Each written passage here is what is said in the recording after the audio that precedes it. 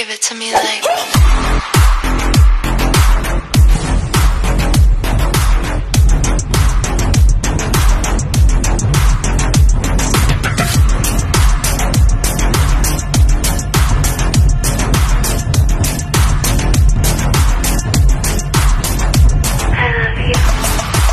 Hello guys, good day. Kung naalala nyo guys, gumawa ako ng chorizo guys kahapon.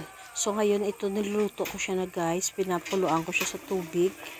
Yung ginawa akong chorizo kahapon. Ayan.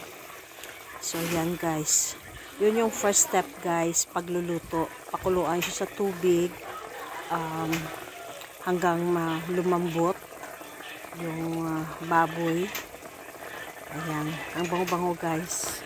Parang gusto ko na kumain guys. Takam-takam talaga ako. So, ayan guys. Wala na siyang kaunti lang yung tubig.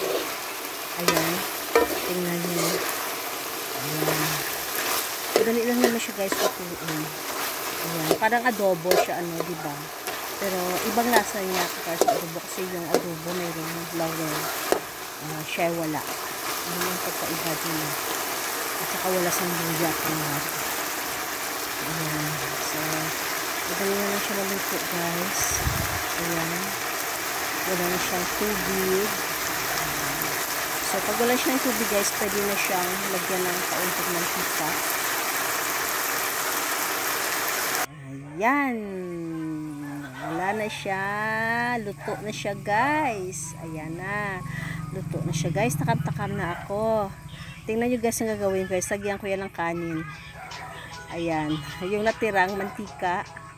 Ayan, lagyan ko yan ng kanin guys para sa fried rice ko. Ayan, yung leftover namin na kanin nilagay ko yan.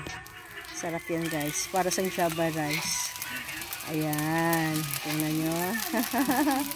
Sarap ng agahan ko. Meron akong sinangag, chorizo. Syempre guys, mas kasama yan maya. Ayan, tuyo. Syempre, hindi mawala yung tuyo. So guys, halina kayo. Kainan time na. Ayan. Sarap guys. Samahan nyo akong kumain guys. Ayan. Napasarap yung agahan namin ngayon. Thank you for watching guys. Hanggang sa muli. Na pagkikita o na pagluluto ko. Have a good day everyone. Don't forget to like, subscribe, Emmy Coker. Shout out sa Team Bartex family, Bass Traveler Official, Famous Kitchen, and the rest. Bye guys!